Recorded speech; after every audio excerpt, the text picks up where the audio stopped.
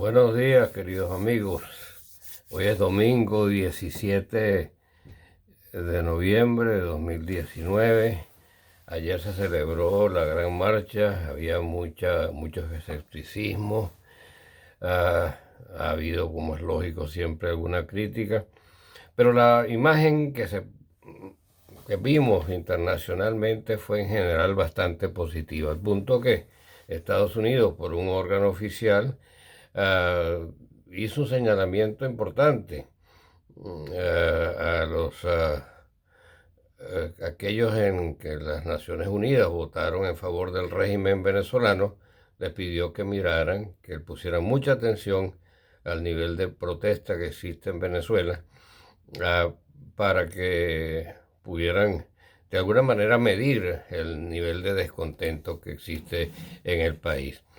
Para mí es admirable que se haya movilizado tanta gente, sabiendo que muchos, por la desconfianza que ha surgido y que sin duda alguna es propiciada también por factores interesados, por la desconfianza que había, pero también por la diáspora, tener medio millón, es decir, 5 millones de personas casi, que se han ido del país, de las cuales por lo menos un 10% podría haber estado concurrido a esas marchas. Habría sumado 500.000 personas, sobre todo en Caracas, que es donde los medios se concentran preferentemente. Pero yo pude verlo en distintos sitios del país, en Valencia, en Puerto Cabello, en Oriente, en Occidente, en todas partes, en el Táchira, en los Andes en general, hubo manifestaciones importantes y eso se reflejó a nivel internacional. Ahora, yo quiero concentrarme en las cosas que en el ámbito internacional nos dan a entender que algo está ocurriendo y que pudiera estar, no sé, pasando desapercibida. Y me refiero concretamente a la observación de Estados Unidos pidiéndole a las naciones de las Naciones Unidas que votaron en favor del régimen de Venezuela que le pusieran mucha atención a esa protesta, pero también por otro lado a al reconocimiento por parte de China y por parte de Rusia del nuevo gobierno, del gobierno interino de Bolivia, con lo cual están dando claramente la espalda a Evo Morales y con Evo Morales a todo lo que tiene que ver con la coca, con los cocaleros y al suministro de cocaína, que parte, en gran parte, digamos, la materia prima sale de ese país privilegiado por razones climáticas, por su altitud, para el cultivo de esa planta. Debemos tener presente esto, y esto es una materia que se cubre en nuestro libro, en un libro que no pretende decirle a la gente lo que hay que hacer, pero sí lo que existe, lo que ha ocurrido, lo que puede estar motivando a distintas naciones. Y en el caso de China concretamente, no podemos olvidar que en el siglo XIX, a mediados del siglo XIX, fue sometida a la guerra del opio. Inglaterra primero y después Inglaterra y Francia juntos bombardeaban las costas de China para obligarlos a abrir los fumaderos de opio. ¿Por qué? Porque Inglaterra había desarrollado a través de su East Indian Company un método de cultivo del opio sumamente eficiente y y su despacho y compra por parte de China era importante para equilibrar la balanza de pago, porque en aquella época Inglaterra, y debo presumir que Francia también, estaban adquiriendo grandes cantidades de porcelana y de otros productos que tenían una alta demanda, sobre todo en la alta sociedad de esos países, en la Europa de mediados del siglo XIX. Bueno, ese consumo en la India y el comercio del opio fue decayendo a comienzos del siglo X, siglo XX, ya no representaba un problema de la misma magnitud. Y cuando llegó Mao cuando comenzó la República Nacionalista China que hoy conocemos, de corte comunista, eso se radicó definitivamente a través de una serie de medidas que se ese gobierno tomó para generar un ambiente que no era nada favorable a los que persistieran en el tráfico y en el consumo de droga. Pero no, eso es China, pero también Rusia, independientemente de las diferencias que existieron en el pasado y que existen en el presente. Rusia tiene algunas coincidencias con Europa. Algunos la han querido incluir en la gran casa europea. Rusia suministra gas licuado de petróleo a toda Europa del centro y Europa del oeste, digamos, hacia Francia, hacia la península ibérica, lo suministra a través de oleoductos, dos grandes tuberías, Nord Stream 1, Nord Stream 2, que terminan en Alemania, y está terminando un nuevo gasoducto que va a terminar en Turquía con el fin de suministrarle petróleo desde Turquía al sudeste de Europa, es decir, a los Balcanes, a Italia, a Grecia, etc. Entonces, ahí hay intereses comerciales comunes. También los hay en el campo de las inmigraciones, también en el fomento de la familia, para que haya un mayor crecimiento de la población, porque Europa se está quedando sin su población original en virtud de las bajas tasas de natalidad, y lo mismo está ocurriendo en Rusia, quizás hasta de manera más dramática. De manera que hay coincidencias entre Rusia y Europa, aun cuando, por supuesto, en el plano de determinados intereses tengan grandes diferencias, grandes distancias. Entonces no es de sorprender que la posición de Rusia con respecto al narcotráfico sea similar a la que tiene Europa, a la que tiene Estados Unidos, y que ello los lleve a sentirse incómodos en Venezuela cuando deben acompañar a un régimen que está dominado por el narcotráfico. Ese narcotráfico tiene una historia. Eso nació con el maridaje que propició Fidel Castro a partir de 1983, luego de su encuentro con Pablo Escobar en La Habana. No en La Habana concretamente, se reunieron en Cayo Piedra, donde estaba el castillo de gobierno de Fidel.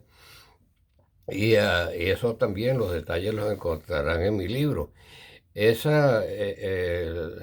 La FARC inicialmente era un grupo guerrillero, miembro del Foro de Sao Paulo, pero cuando desaparecieron primero el cartel de Medellín, de Pablo Escobar, luego el cartel de Cali, poco a poco se fueron apoderando del narcotráfico, y el gran cartel del narcotráfico en Colombia lo manejan las FARC. No es una cosa que nos debe sorprender que los jefes de la FARC estuvieran en La Habana y que La Habana negociara en favor de ellos cuando fueron derrotados por el gobierno de Uribe, la paz con Juan Manuel Santos, quien además, y eso también lo encontrarán en el libro, tenía algunos vínculos antiguos con Fidel Castro. En todo caso, lo que le quiero bueno, y hay que tener en cuenta que Cuba tampoco permite el narcotráfico en su propio territorio, pero sí lo permite en Venezuela. Y eso le sirve no solamente para penetrar a Venezuela y para financiar sus actividades, sino simultáneamente para estimular una diáspora que no solamente está trasladando la carga social de millones de personas a otros países, sino también que a través de la misma se están, en forma encubierta, se están movilizando factores dedicados a desestabilizar los gobiernos de la región, desestabilizar a Colombia, desestabilizar a Ecuador, desestabilizar a Perú y por supuesto desestabilizar a Chile, donde la presencia de, de cubanos y de venezolanos especializados en este tipo de promoción de disturbios, aprovechando circunstancias especiales en cada país, está siendo, forma parte, pues digamos, de un cuadro bien peligroso para todo lo que constituye el continente americano. Entonces son noticias así como prometedoras, el hecho de la posición de China, la posición de Rusia con relación a lo ocurrido en Bolivia, la posición de Estados Unidos en darle importancia, es, una gran importancia a las manifestaciones de ayer, del 16 de noviembre. Me hacen pensar que pudiera estar en camino algún tipo de entendimiento en torno a lo que va a ocurrir en las Américas. No creo que a Rusia le convenga a 9.000 kilómetros de distancia entablar una guerra convencional con Estados Unidos, que es la primera potencia del mundo. Evidentemente a China tampoco le conviene. China siempre históricamente se ha expandido a través del comercio, y su proyecto del cinturón y la cinta de la seda, que también es descrito en el libro, tiene un propósito de penetrar todos los ámbitos del comercio mundial. Librar una guerra abierta con Estados Unidos tampoco le conviene. Además, China está atravesando una situación económica bien complicada, de manera que hay alguna rendija en los acontecimientos de los últimos 3 o 4 días que me hacen pensar que pudiera estar en camino algún tipo de solución. Además, Trump señaló, esta vez omitiendo a Cuba, que pues ya cayó Bolivia y muy pronto Venezuela y Nicaragua también regresarán a la democracia. ¿Cierto o no cierto? Pero si sumamos las 4 cosas que le he señalado: el señalamiento de la importancia de las manifestaciones de Venezuela, el reconocimiento del gobierno provisional de Bolivia por parte de China, el reconocimiento también por parte de Rusia, y finalmente las declaraciones de Trump, nos hacen pensar que algo pudiera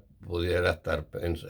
sucediendo. Y no olvidemos que estamos en 2019, año en que cuando termina un ciclo generacional y termina un proceso histórico de 30 años iniciado al caer el muro de Berlín.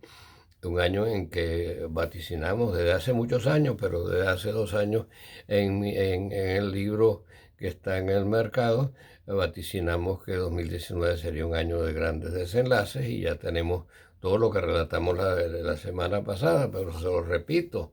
los aviones hipersónicos chinos, la, las, quinta generación de comunicaciones capaz de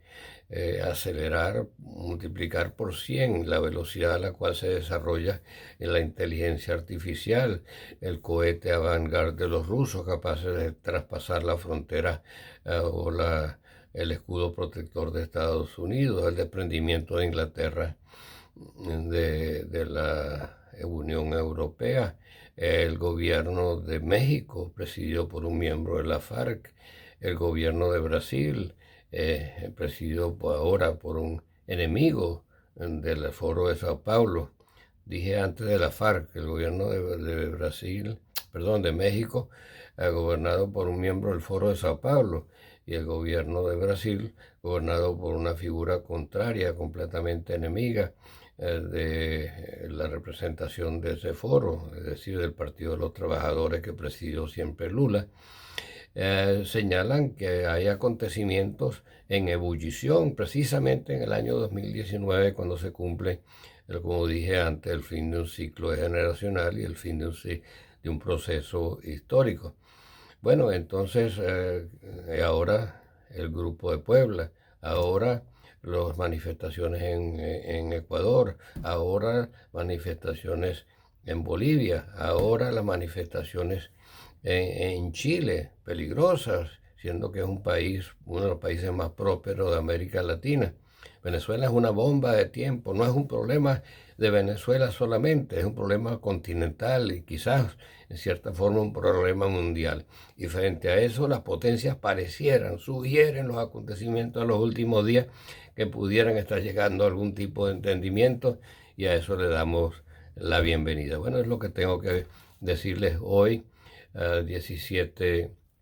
de noviembre, un día en un día nublado de Nueva Inglaterra, del otoño de Nueva Inglaterra,